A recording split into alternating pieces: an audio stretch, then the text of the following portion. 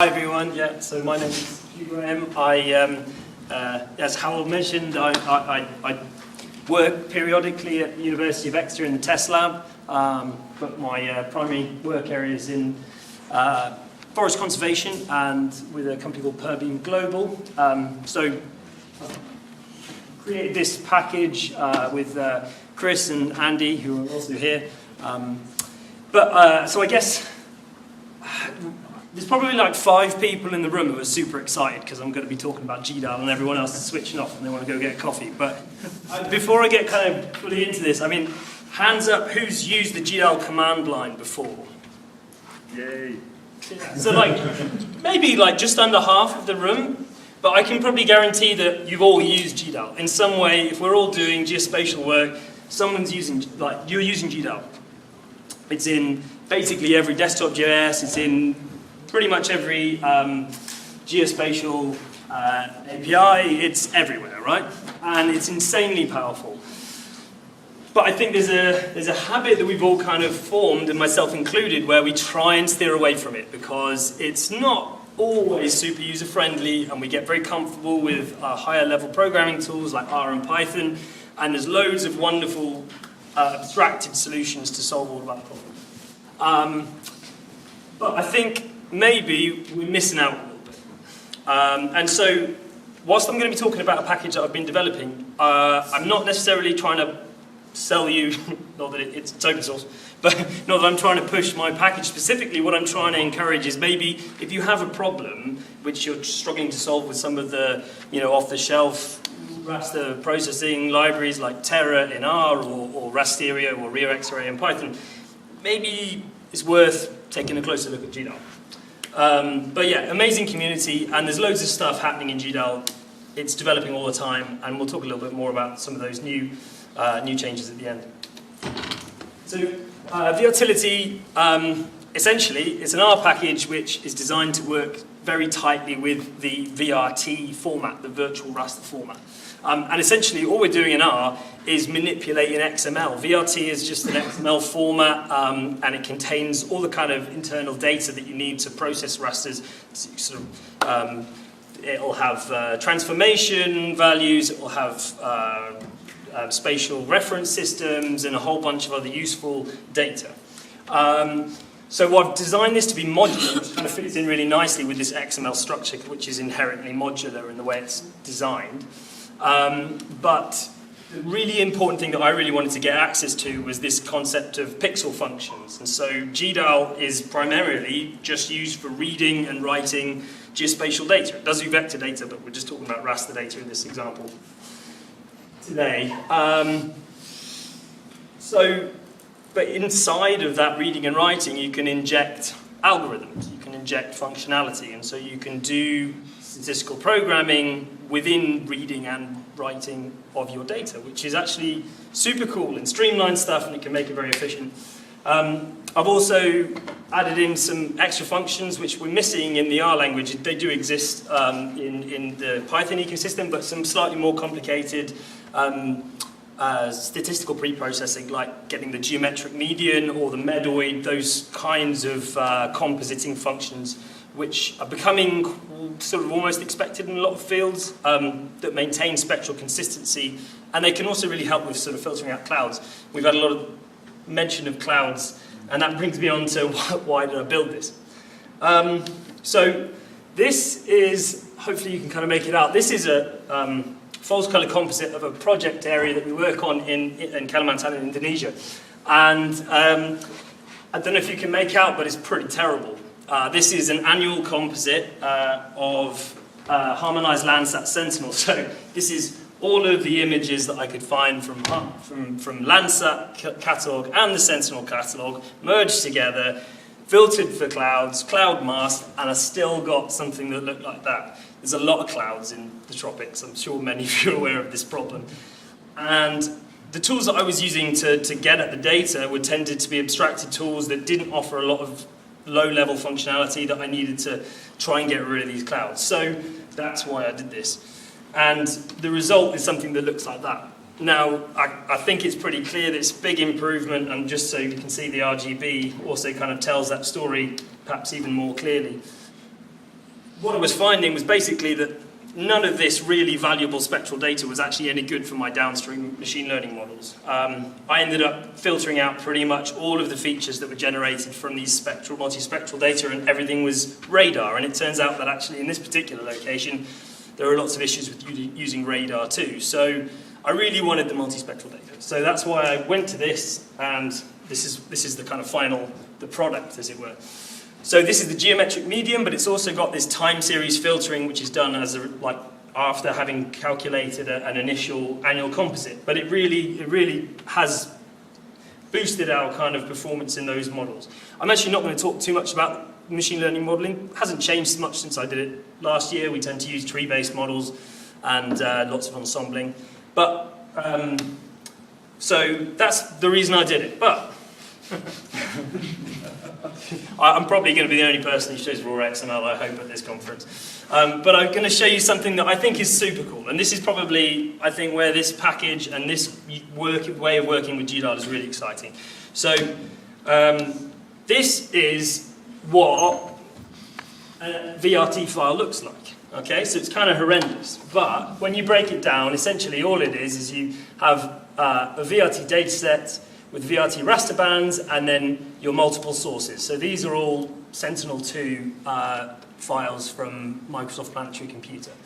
And if you scroll down, what I've got here is a little Python snippet. And this uses a library called OmniCloudMask.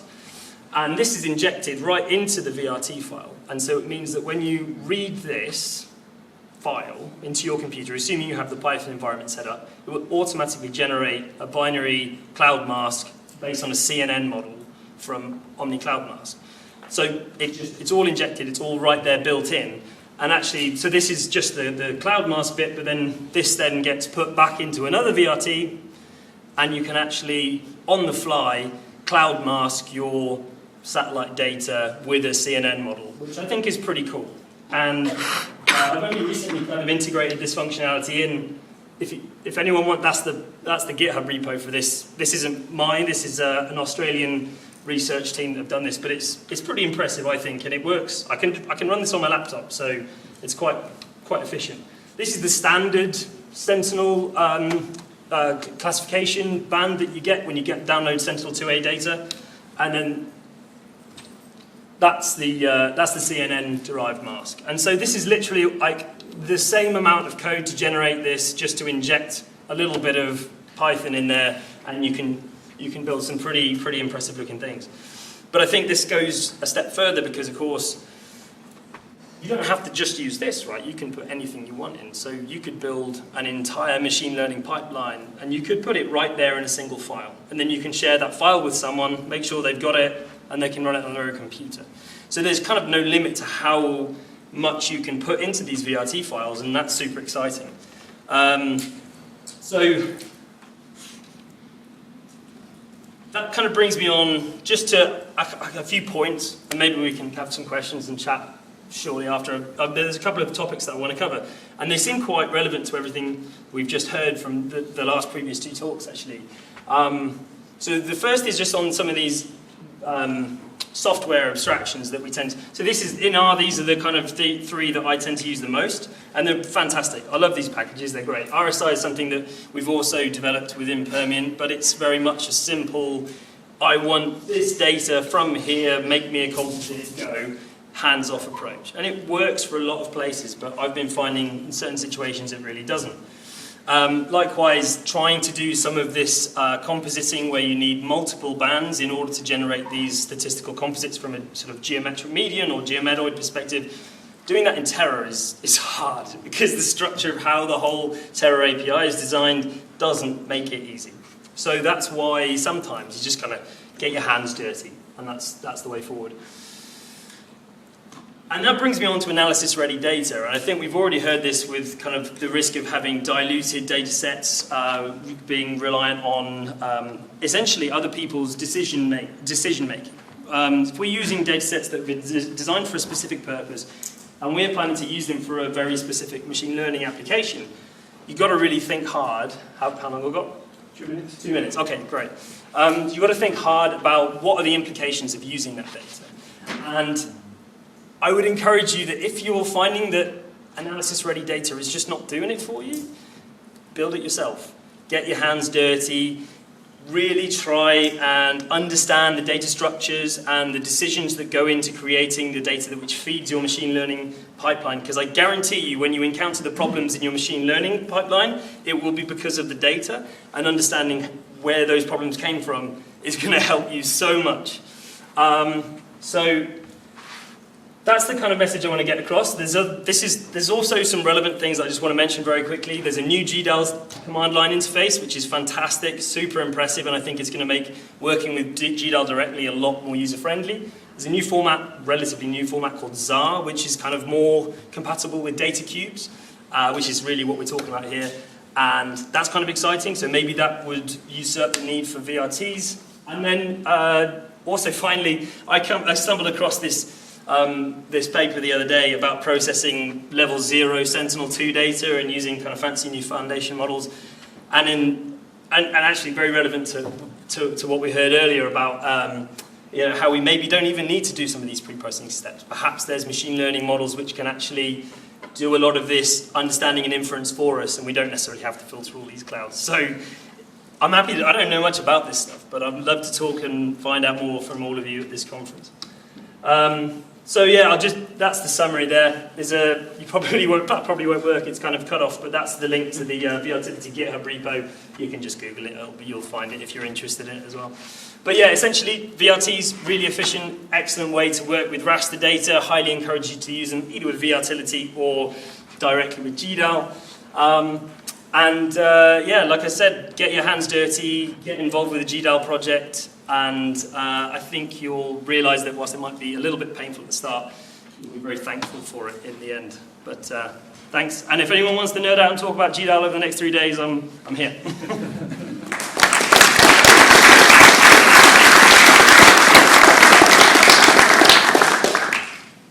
All right. Thank you, Hugh. Any questions for Hugh? We've got a 2-minute turnaround, so if the next speaker wants to come down and start getting their slides ready, that would be helpful. Yes, please. Hugh, that was brilliant, really exciting about GDAL. The biggest problem we have with GDAL is just packaging, because it's very sensitive to the version. Do you have any magic answers to that? Docker. Okay, great. I mean, it's not a magic answer. I mean, it's been kind of progressing at such a pace as well recently that there are new features now which I've not really been able to test. If I'm using kind of the binary installations, then usually that works fine for me. So I work on Linux, and installing the binary is really simple. But actually, to get hold of those new versions is usually it's a Docker job, right? There are some. If you're interested, there are some really useful resources for actually just being able to clone the Docker containers, and that just should just work. So yeah. Yeah.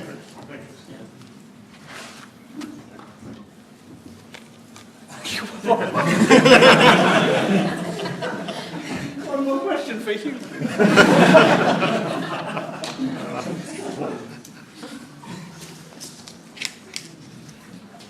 I'll do this.